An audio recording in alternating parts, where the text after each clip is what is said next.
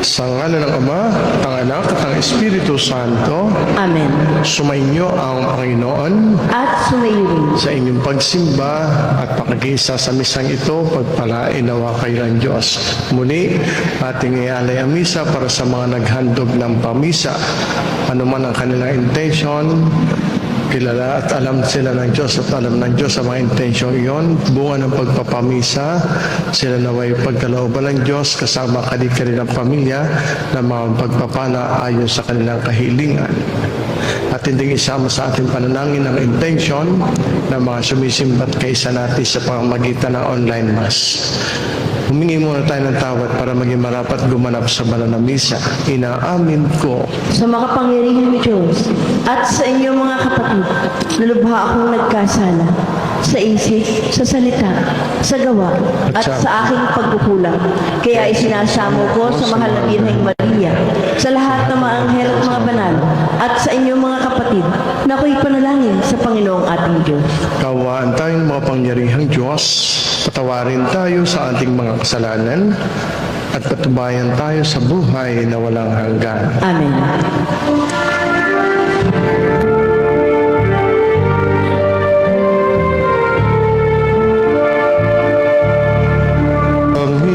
Panginoon, kaawaan mo kami.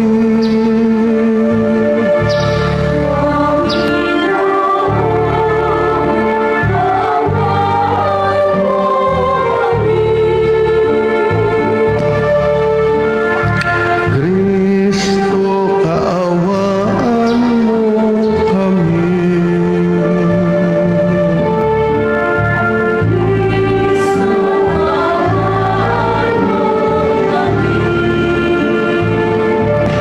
Panginoon, kaawaan mo kami.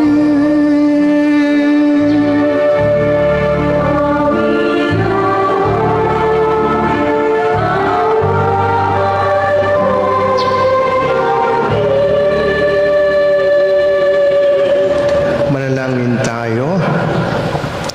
Ama naming makapangyarihan, tunghayan mo kaming bumubuo sa iyong angkan at gawin mong sa iyong paningin ay magningning ang kalooban naming laang sundin ang loob mo sa pamamagitan ng paghubog sa pag-uugali namin sa pamamagitan ni Jesucristo kasama ng Espiritu Santo magpasawalang hanggan. Amen.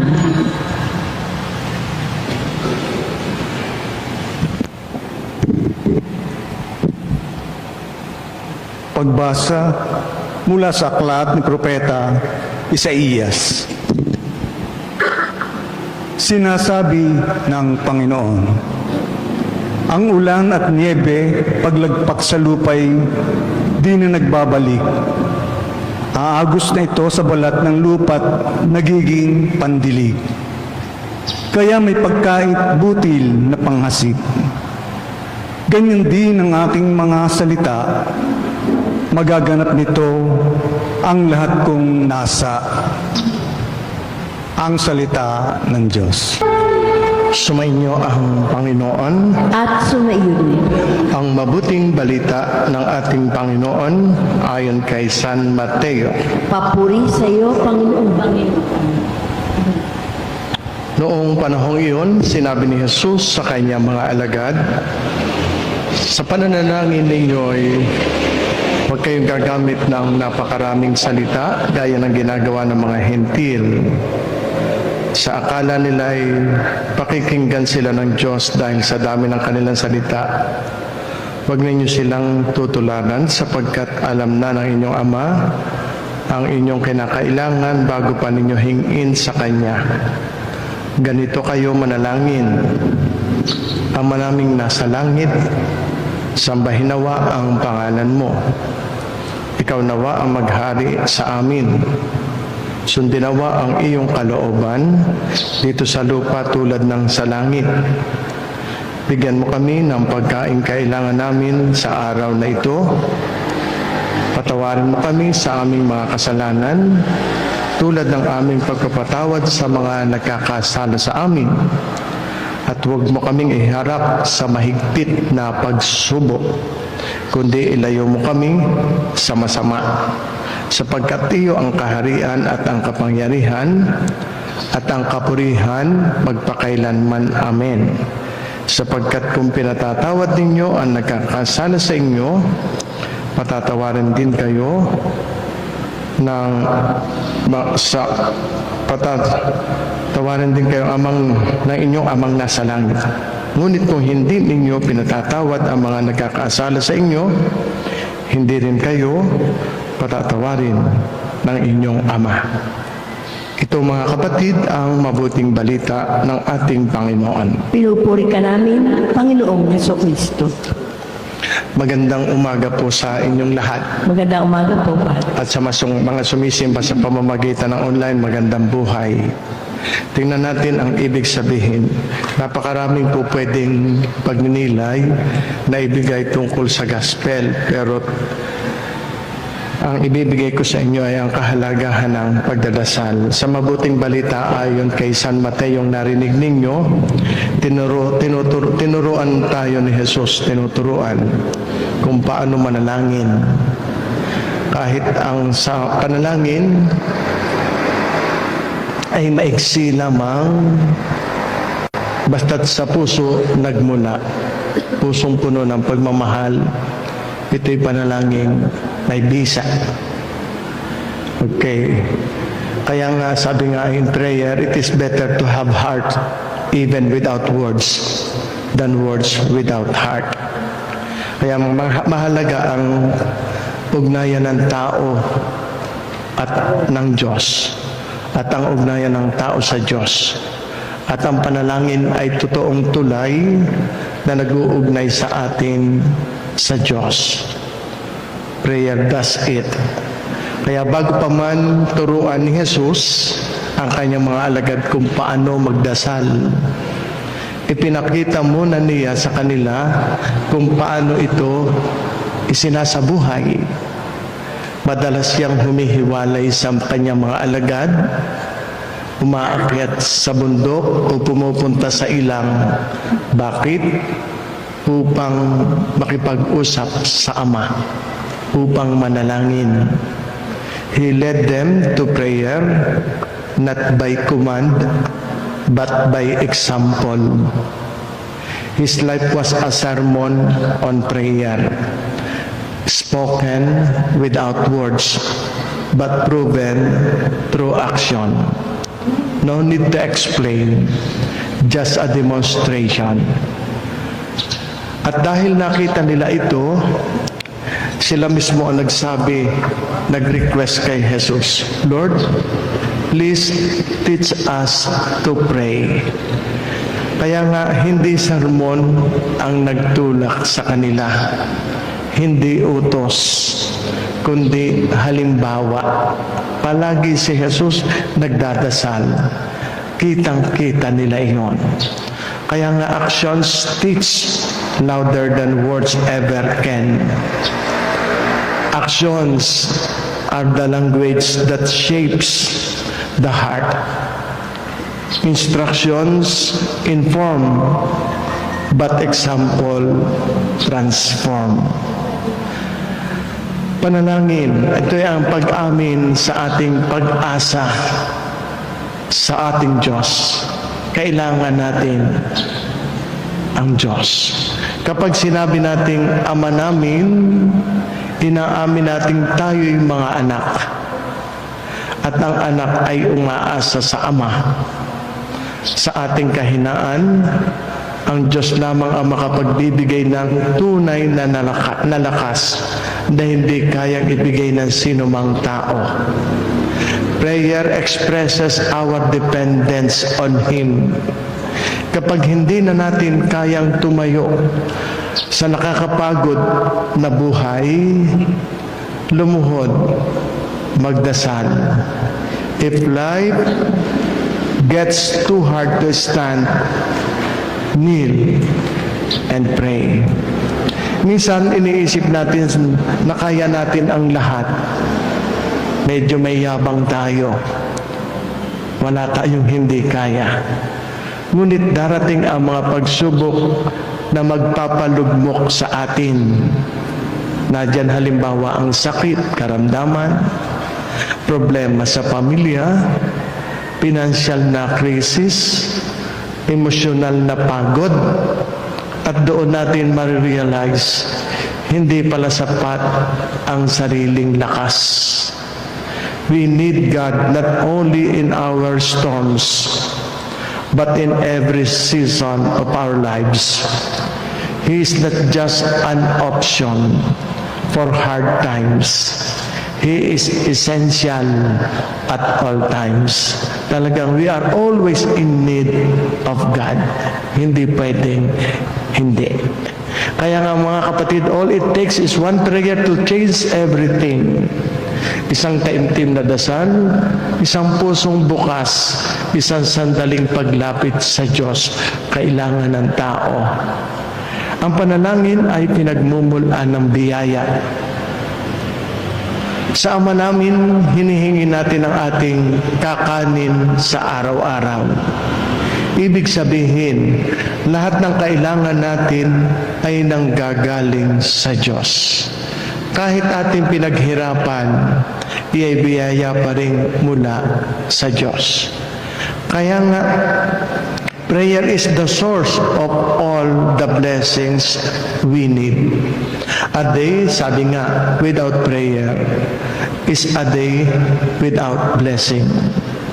A life without prayer is a life without power.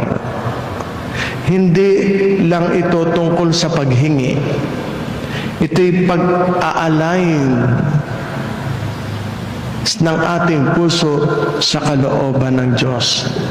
Kaya ang sabi sa Ama namin, sundin ang loob mo.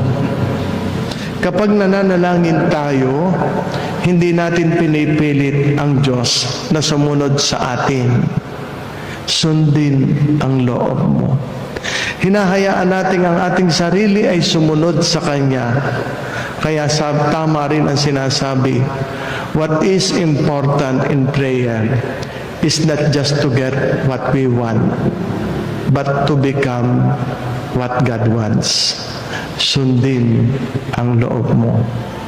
Kaya nga when prayer becomes your habit, miracles become your lifestyle, sabi ng isang manunulat. Hindi ibig sabihin na mawawala ang problema, maaring nadoon pa rin. Ngunit magkakaroon tayo ng kapanatagan, kapayapaan, nagkakaroon tayo ng direksyon at lakas na lampasan ang mga sigalot at pagsubok sa buhay. Siya ang nagbibigay tatag, nagbibigay lakas, nagbibigay inspirasyon, nagbibigay tapang. Hindi lang sa panahon ng problema dapat ang tao nagdadasal. Sa lahat ng panahon, dapat. Minsan lumalapit lamang tayo sa Diyos kapag may hinihingi, kapag tayo gipit na. Pero tandaan natin ito, if you only pray when you are in trouble, you are in trouble. Ang panalangin ay hindi emergency button. Ito ay daily connection, daily relationship, daily surrender na kailangan ng tao. Hindi madali ang magdasal. Nakakapagod din, nakakatamad kung minsan. May mga araw na tayo ay tuyo ang pakiramdam. May mga araw pa na parang walang sagot ang Diyos. Pero tatandaan natin, pray harder when it is hardest to pray. Ibig sabihin, huwag kang mapagod. Kung kailan pagod, doon mo kailangan ang Diyos. Kapag pinakamahirap magdasal, doon natin lalo siyang kailangan. Ang panalangin at pagpapatawad ay magkaugnay. Patawarin mo kami tulad ng pagpapatawad namin sa nagkakasala sa amin. Ito'y tinuturo na Jesus. Malinaw ang isang kondisyon. Ang totoong marunong magdasal ay marunong magpatawad. Hindi pwedeng ama namin pero may galit sa kapatid. Hindi po pwedeng humihingi ng awa pero ayaw magbigay nito sa kapwa. We cannot ask God for mercy while refusing to show mercy. Ang tunay na panalangin ay nagbabago ng puso. Kaya nga mga kapatid, ang panalangin ay hindi isang dekorasyon sa ating pagiging Kristiyanong Katoliko. Never. Ito ang hininga ng kaluluwa. Ang isang kaluluwang hindi nagdadasal ay kaluluwang pumapanaw. Kapag walang hininga, walang buhay. Kapag walang dasal, nanghihina ang espiritu. Kaya simulan natin palagian at ipagpatuloy ang araw-araw na paglapit sa Diyos. Napakaganda ng inyong katangian. Lagi kayong nagdadasal. Ang pagsimba, ang misa, ang pinakamataas na uri ng dasal. Hindi kailangang mahaba ang pagdadasal ninyo, kailangang maganda. Hindi kailangang maganda ang salita. Kailangan lamang ang pusong laglong handa at laging handang makinig. Prayer is not preparation for greater work. Prayer is greater work. For when we kneel before God, we stand stronger before everything. Sa inyong pag-aalay, pagpalain nawa kayo ng Diyos.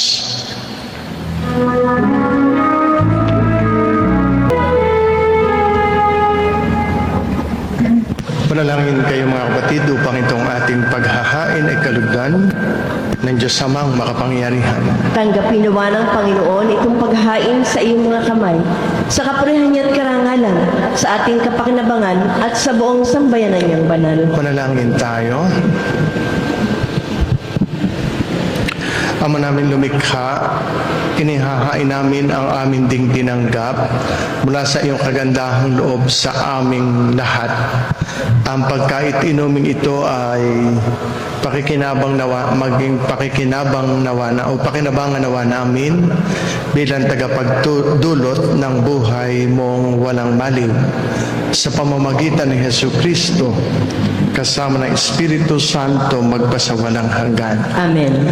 Sumainyo ang Panginoon. At sumaiyo rin, Kita sa Diyos ang inyong puso at diwa. itinaas na namin sa Panginoon.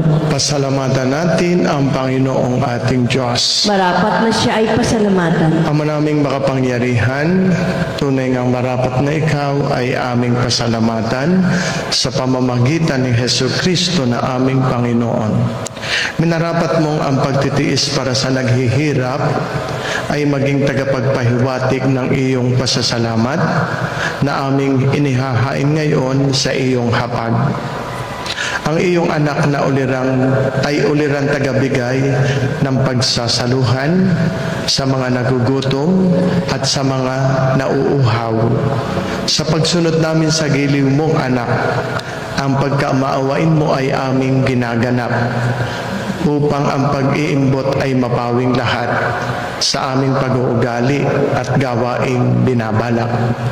Kaya kaisa ng mga anghel na nagsisiawit ng papuri sa iyo nang walang humpay sa kalangitan, kami nagbubunyi sa iyong kadakilaan.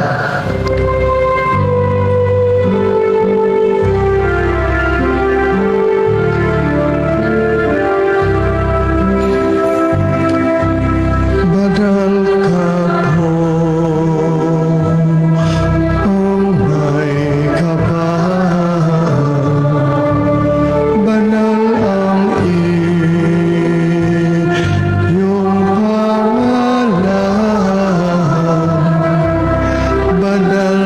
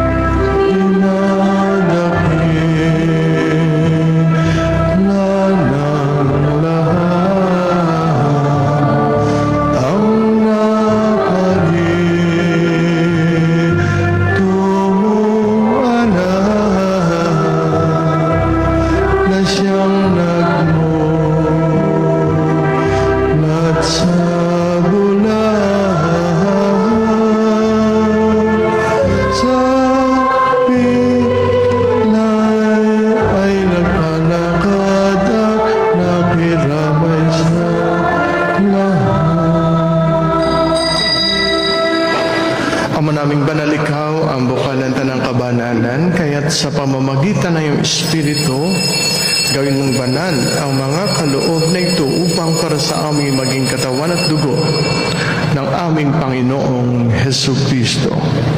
Bago niya pinagtiis ang kusang loob na maging handog, hinawakan niya ang tinapay, pinasalamatan kaniya, pinaghati-hati niya iyon, iniabot sa kanyang mga alagad at sinabi, tanggapin ninyong lahat ito at kanin, ito ang aking katawan ay hahando para sa inyo.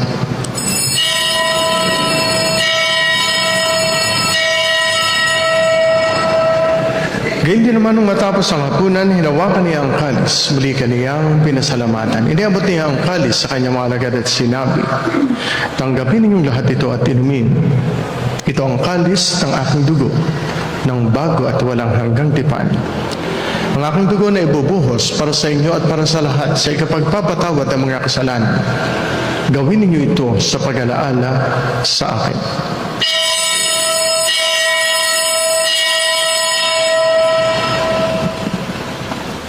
Sama-sama nating ipagbunyi ang misteryo ng ating pananampalataya.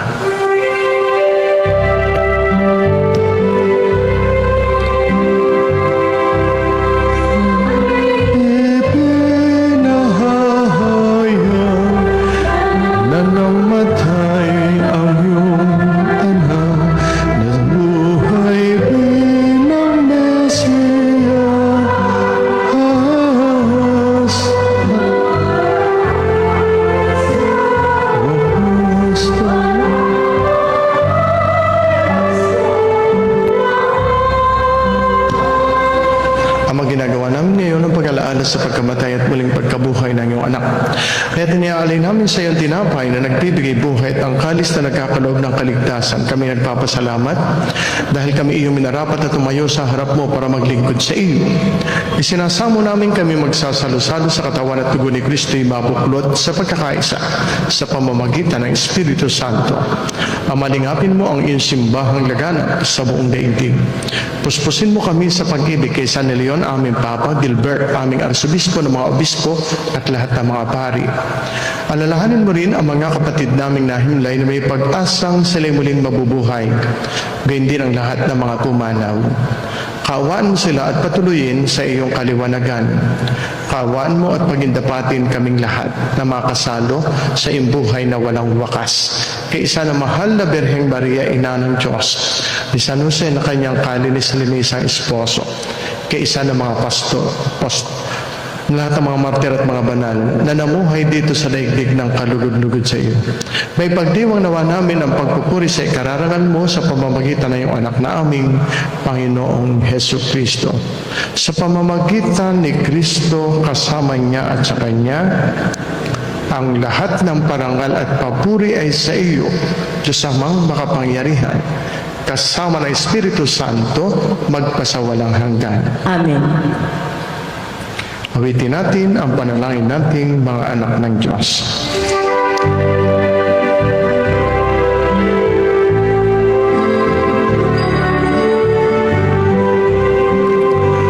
Ama namin, sumasalangit ka, sambahin ang ngalan mo, mapasa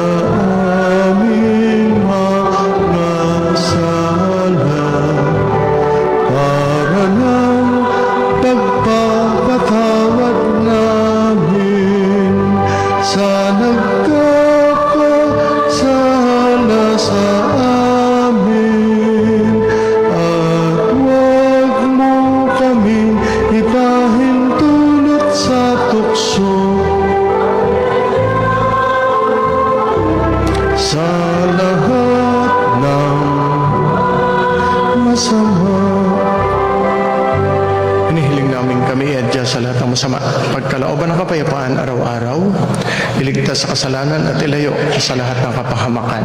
Samantalang aming pinananabikan ang dakilang araw ng pagpapahayag ng tagapagligtas namin si Hesu Kristo.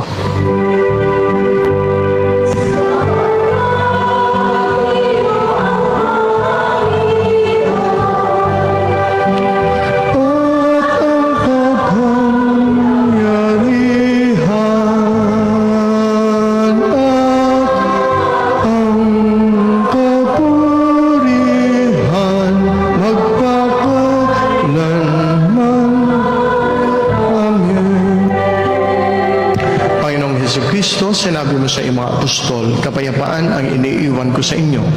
Ang aking kapayapaan ang ibinibigay ko sa inyo. Tunghayan mo ang aming pananampalataya, huwag ang aming mga pagkakasala. Pagkalooban mo kami ng kapayapaan at pagkakaisa ayon sa iyong kalooban, kasama ng Espiritu Santo magpasawalang hanggan. Amen. Ang kapayapaan ng Panginoon ay laging sumainyo. At sumainyo. Magbatian tayo, maghangad ng kapayapaan sa isa't isa. Sumainyong lahat ang kapayapaan. Pagbati rin sa mga kaisa sa online mass.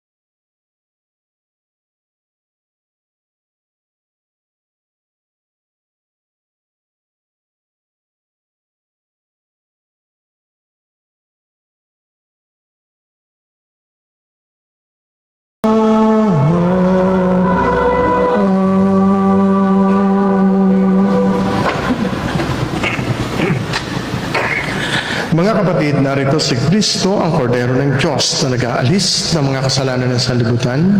Mapapalad ang mga taong inaanyayahan sa kanyang banal na piging. Panginoon, hindi ako karapat-dapat na magpatuloy sa iyo, ngunit sa isang salita mo lamang ay gagaling na ako.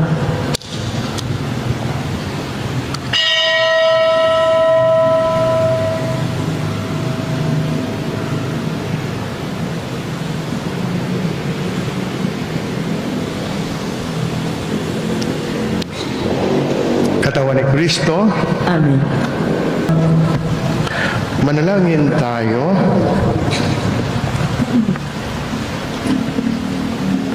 Ama naming mapagmahal,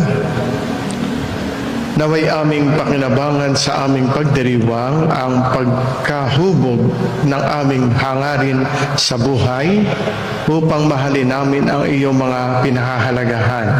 Sa pamamagitan ni Hesu Kristo, kasama ng Espiritu Santo magpasawalang hanggan. Amen.